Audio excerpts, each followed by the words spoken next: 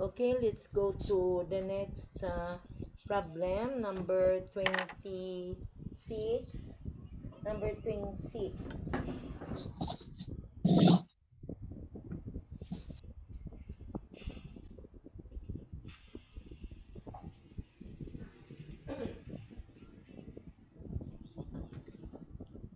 Now, number 26 is about price discrimination and customer cost. The company manufactures and distributes a variety of labelers. Annual production is 340,000 units. 30% of this is purchased by large chain store, and the remainder of 70% by independent retail office supply stores. So we have now the cost per of production is direct materials, direct labor, and overhead, the total of 14.50. There are two salespeople assigned to the chain store account at the cost of $55,000 each year per person. Delivery is made in 1,500 unit batches, about 3 times a month, at a delivery cost of $750 per batch. 8 salespeople service the remaining accounts. They call on the stores and incur salary and mileage expenses of 41,000 each. Delivery costs vary from store to store, averaging 60 cents per unit. Charges the chain store 16.50 and the independent office supply stores at $20. Is Jurel's pricing policy supported by cost differences in serving the two different classes of customer? Support your answer with relevant calculations.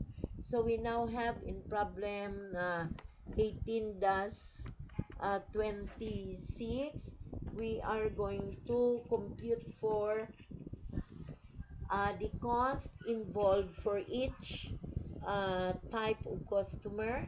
So for the chain store cost, the sales salaries of the two sales people at 55,000, and the delivery cost 30% of the total units is being sold uh, to chain stores.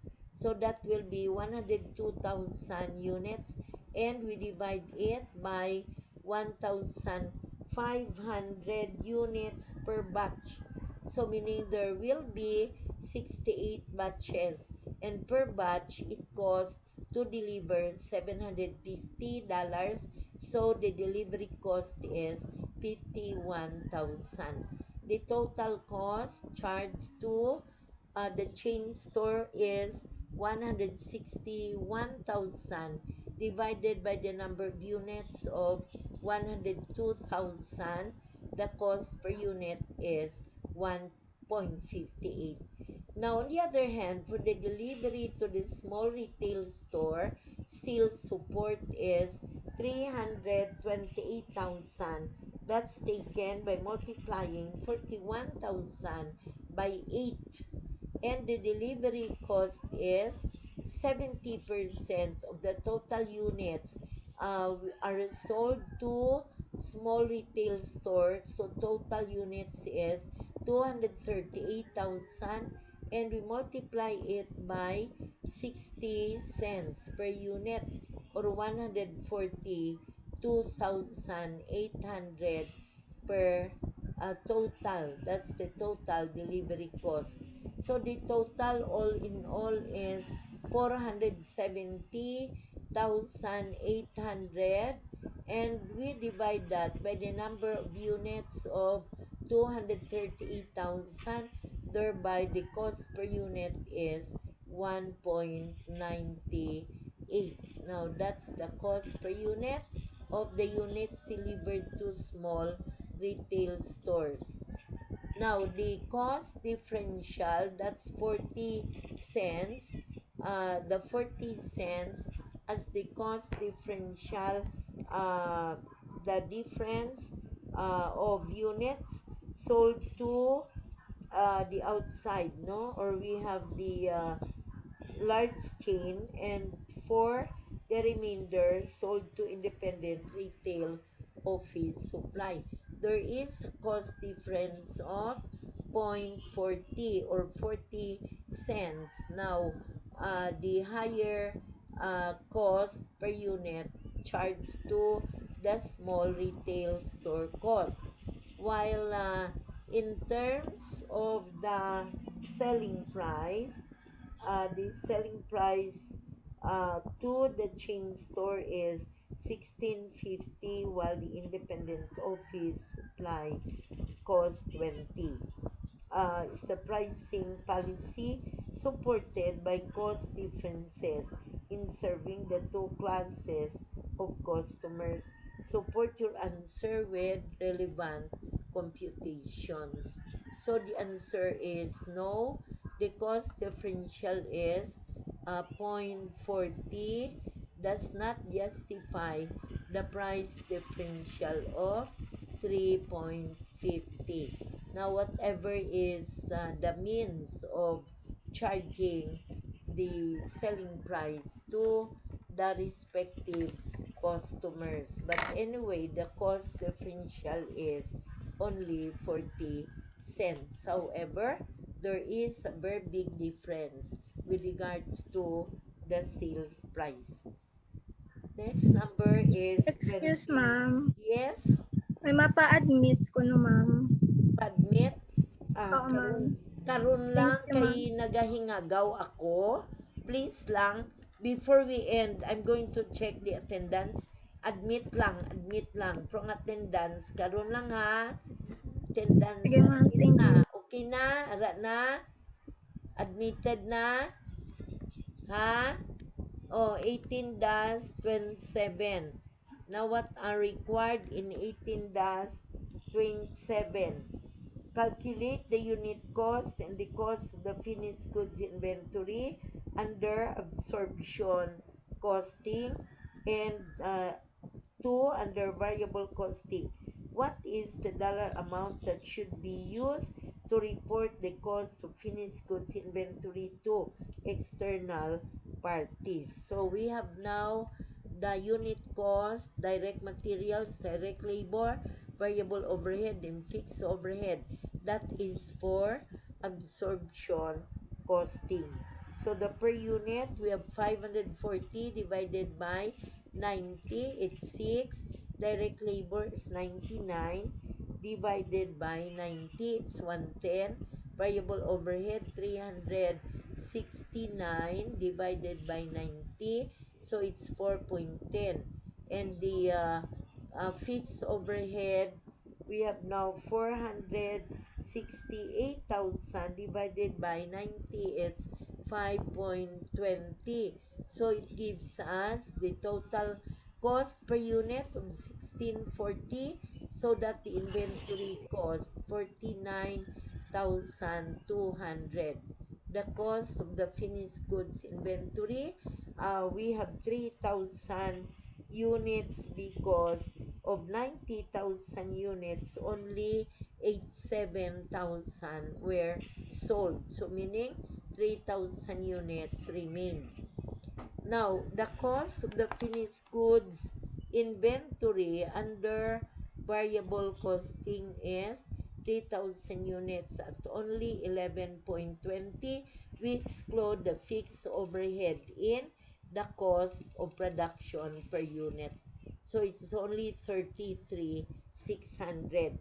Now, what's the dollar amount that would be used to report the cost of finished goods inventory to external parties? It's the absorption costing amount, which is required for external reporting. The amount reported would be 449,200. Okay, so that's 2-27. Now we go to 2-29 before we proceed to 2-31. Okay, in 2029, the requirements are prepare, anyway, this is still in connection with variable in absorption that we have already taken up in chapter 10. So now we proceed to 2-31. 2-31. Contribution margin variance, contribution margin, volume variance, and sales mix variance to be computed. So 2-31. Iceberg Company provides management services for apartments and rental units. In general, Iceberg packages its services into two groups, basic and complete. The basic package includes advertising vacant units, showing potential renters through them, and collecting monthly rent and remitting it to the owner. The complete package adds maintenance of units and bookkeeping to the basic package. Packages are priced on a per rental unit basis. Actual results from last year are as follows. So first, we have to determine the actual results of the basic and the complete. For the sales, we have now 2,000 units at 140, so we have 280,000. For the variable expense, 2,000 units times 85, 170,000. The contribution margin of 110,000. For complete, we have 400 times 300, 120,000, and we have 240 times 400, or 96,000. So if we add, we get 400,000 for sales and variable expense of 226,000 for the contribution margin of 134,000. Now these are the actual results. Now for the budgeted results, we have sales in units of 1,950, and you multiply by 145. The variable expense, 1,950 times 90. Now for the complete, we have 460 times 290 and 460 times 242. So the contribution margin for the total is 129,330. Now the actual contribution margin is 134,000 computed above, and the budgeted contribution margin is 129,330. The contribution margin variance is favorable because the actual exceeded the budgeted. Now this time it's a revenue item. The budgeted average unit contribution margin of 129,330 divided by 2,410. Now we have 2,410 units. So we have now the result of the budgeted contribution margin. The average unit contribution margin is 53.6639. Now we have the total 1,950 and 460 units. So that's equal to 2,410 units. So that's your denominator, while your numerator is the budgeted contribution margin. Now for the contribution margin volume variance, we have 2,000 units plus 400 units. Sa actual, you get 2,400 units. Sa budgeted is 1950 and 460. So we have 2,410 times 53.6639 computed above. So that will give an unfavorable variance that's equal to 536.64. That's now dollars. So actually you have 2,400 and 2,410. There is a variance that's equal to 10 units, and you multiply by the budgeted average unit contribution margin of 53.6639. You get 536.64. It's unfavorable. Then we go to the sales mix, a basic sales mix data. We have now 2,000 units minus 1950. That's for basic. So we have the difference of 50, and we have now the unit cost of basic. That's 55, and we have 53.66339. Now that's the budgeted average unit contribution margin, no, as the basic unit contribution margin. So now we have uh, 55 minus 53.6639. We have now the basic sales mix data equal to 66.81. It's favorable. For the complete sales mix data, we have the budgeted of 400 and the actual of 460, and then you multiply it by 48. 48 minus 53.6639. So we now get the complete, no? We have the amount of 48. That's your complete sales mix data. So we have 48, and now we deduct 53.6639. The variance is favorable. The sales mix, it's favorable, while the basic sales mix is favorable, considering that we have the prices or the contribution margin exceeding the budgeted average unit contribution margin. For the basic, we have the difference of 55.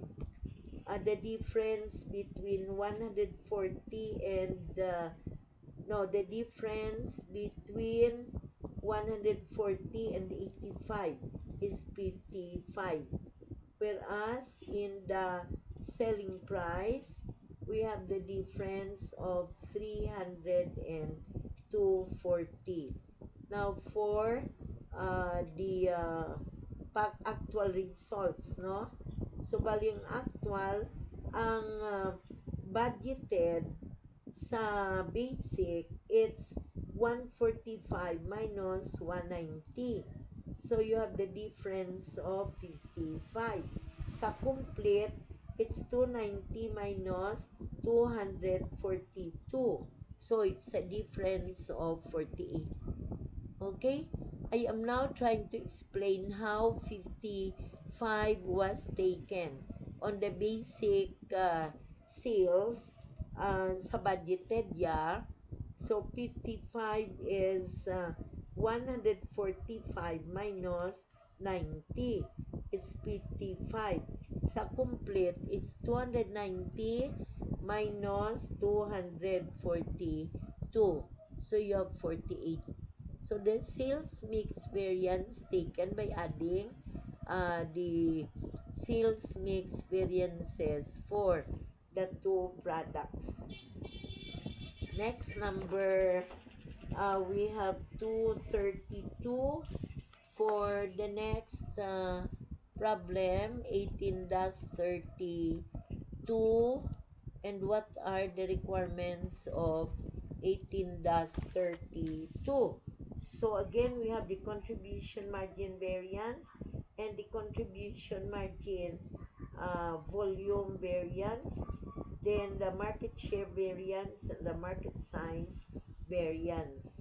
Now we have the actual in the budgeted for the units sold, for sales revenue in dollars, the variable cost, the contribution margin, the market size in units.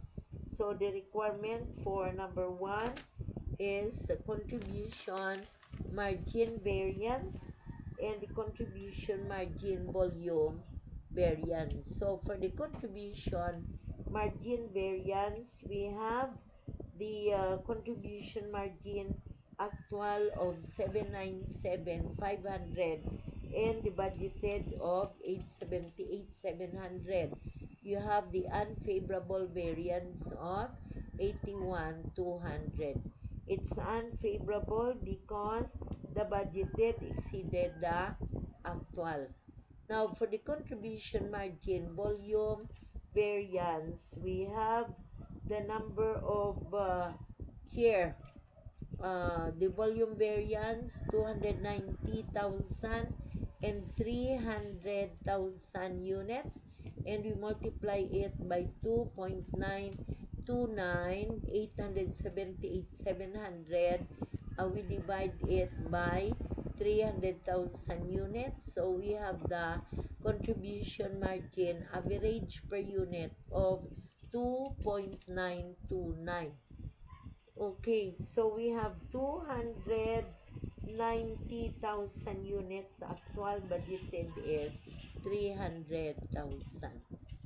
Now, second, the market share variance and the market size variance. For the market share variance, we have now 0.232 minus 0.25, and you multiply that by 1,250. That's the market size in units of actual. You multiply by your contribution margin volume variance.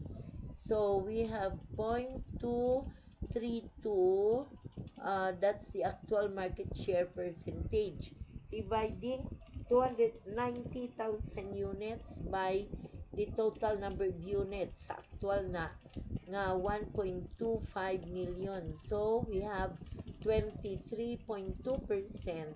That's the actual market share percentage. The budgeted market share percentage is 300,000 units divided by the market size in units for the budgeted 1.2. So that gives us 25%. So for the market size variance, 1,250, that's the budgeted number of, or the actual number of units.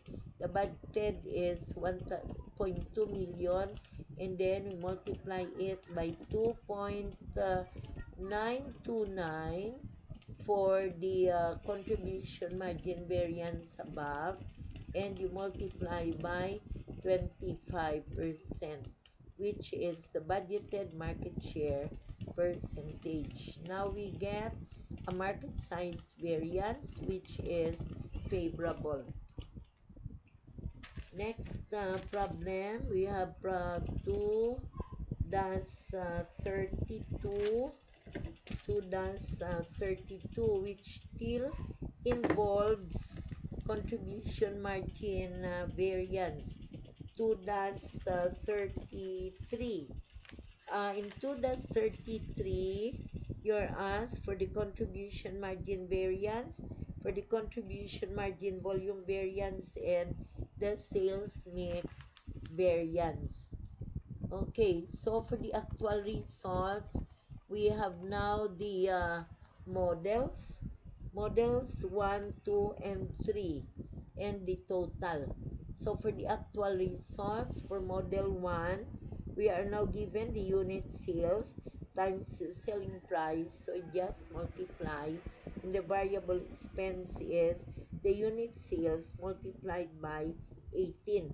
For model 2, unit sales times 68 for the sales, and sales multiplied by the variable expense for the number of units sold times the variable expense. For model 3, 965 times 34 and 965 times 14. So you can now get the totals for your sales and for the variable expenses, finally leading to the contribution margin. For the budgeted results, the same process.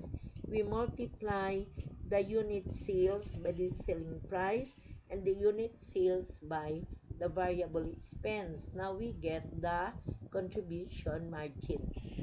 The actual contribution margin is 156,490, while the budgeted contribution margin is 153,000. We have the contribution margin variance is favorable because the actual exceeded the budgeted.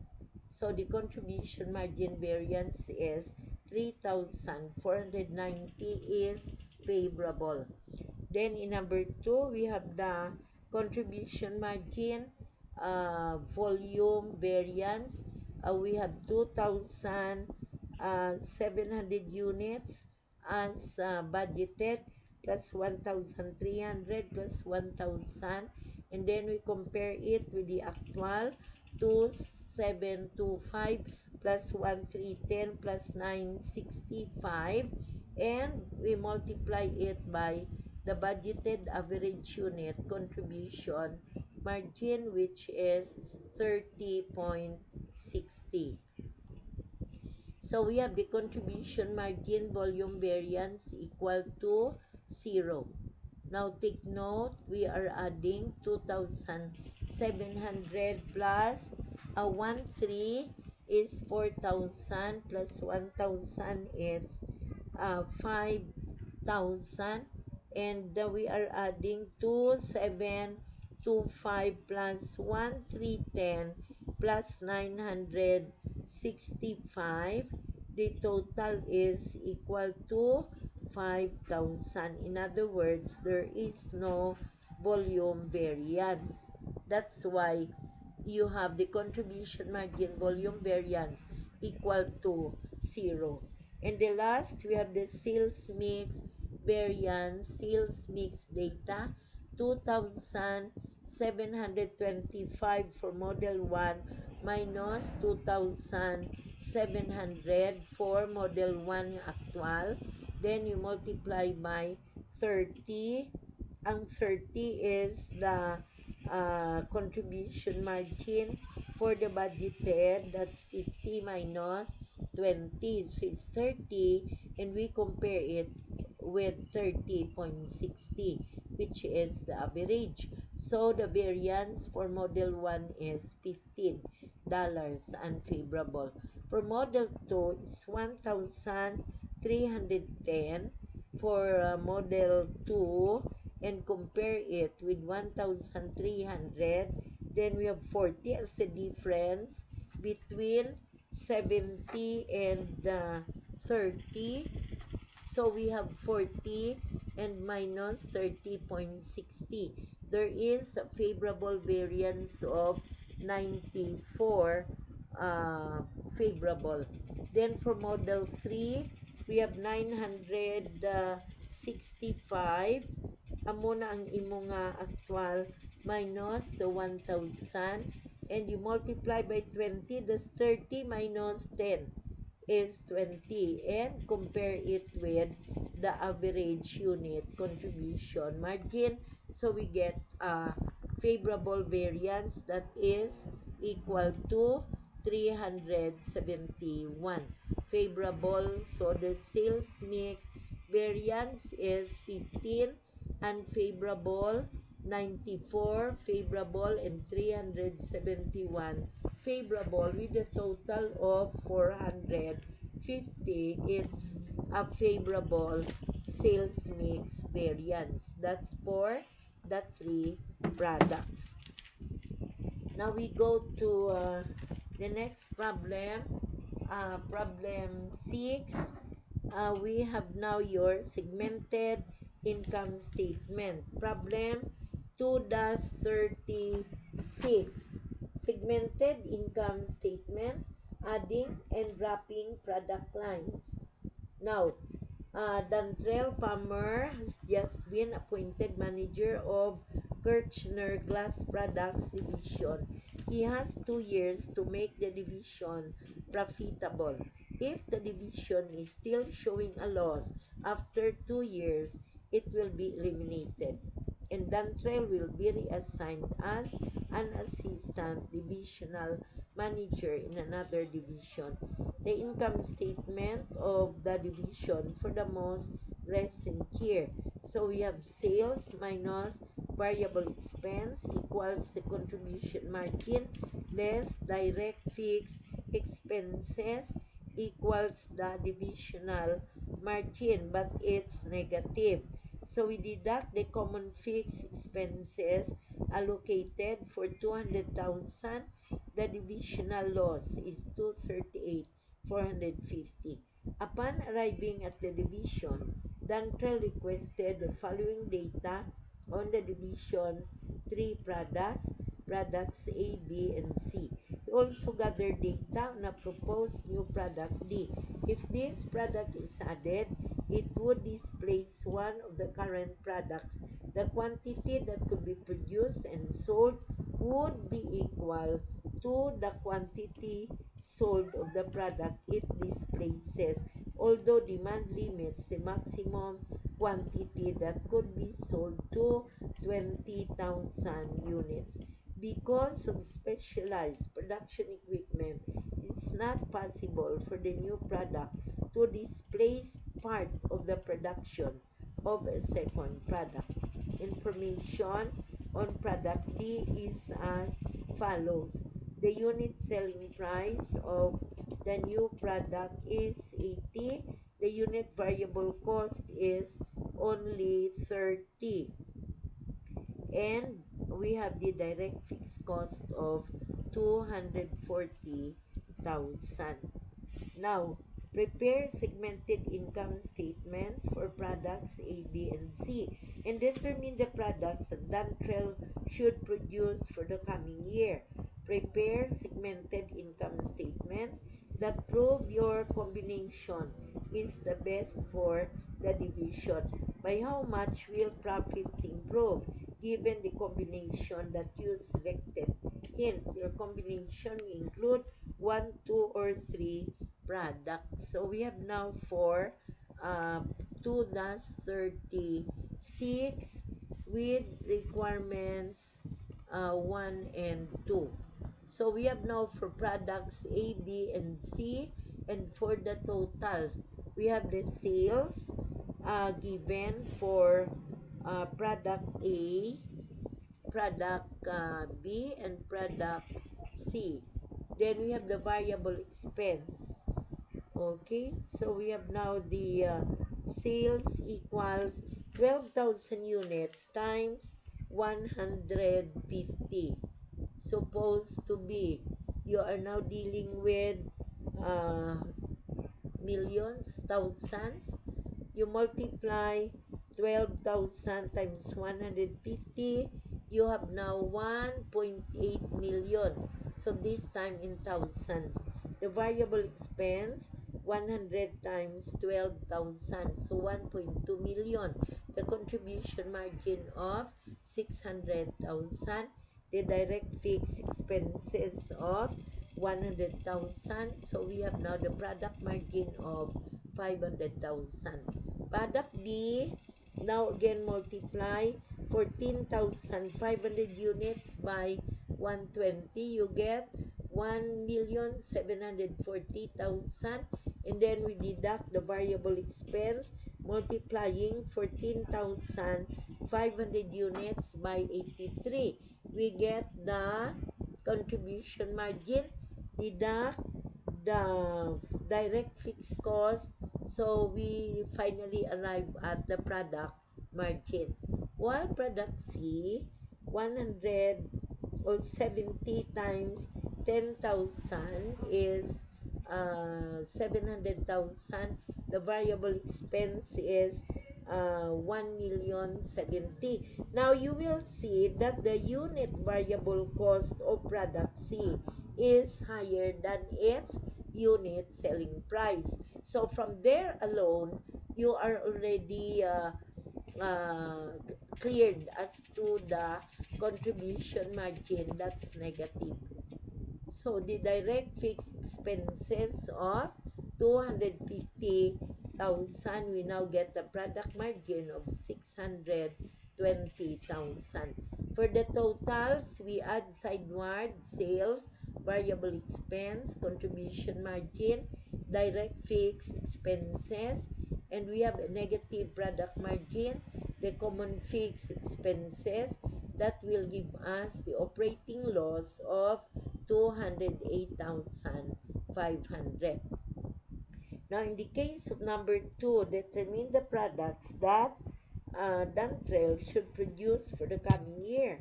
Prepare segmented income statement that prove your combination is the best for the division. So, for products A, to end up with the product margin of 500,000, and for product D, with sales here as given, the unit selling price is 80, and for the company to produce 20,000 units. So we have the product, if this product is added, it would displace one of the current products. It displaces, although demand limits the maximum quantity that could be sold for 20,000 units. So that's only for 20,000 units. And because of the specialized production equipment, it's not possible for the new product to displace part of the production for the second product. Okay, so we have now the sales amounting, yan na sa product D, for 1,160,000, and for the variable expense of 435,000, the contribution margin, and we deduct the direct fixed expenses equal to 240,000. The product margin is 485,000. And so if you have to add the two columns, and here we have to deduct the product direct fixed expenses, adding, you get 340,000, and the common fixed expenses of 200,000, the operating income is 785,000. The best combination is to drop C entirely and replace B by D. Given this combination, the profits went from a net loss of 208,500 to a net profit of